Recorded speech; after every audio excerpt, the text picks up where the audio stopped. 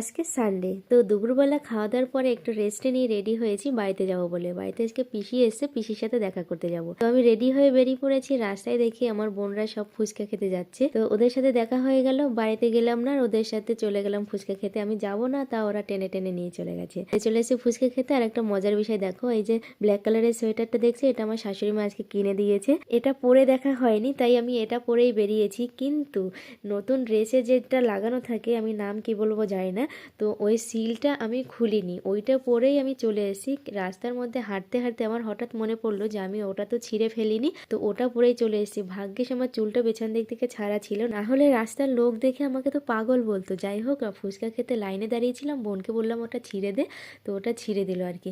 তো খাওয়া দাওয়ার পরে নিয়ে এসেছিলাম পিসিদের জন্য চিকেন সিঙ্গারা। তো চিকেন সিঙ্গারাটা আমি প্রথমবার খাচ্ছি। এর আগে আমি নর্মাল সিঙ্গারা খেয়েছি, বাট চিকেন সিঙ্গারা কখনো ট্রাই করিনি। তো ওটা ট্রাই করলাম, সেরকম একটা ভালো ছিল না, মানে নর্মালি ছিল।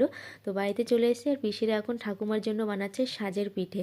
তো এই ভিডিওটা নেক্সট পার্টে দেখতে পারবে। চলো আজকের মতো টাটা।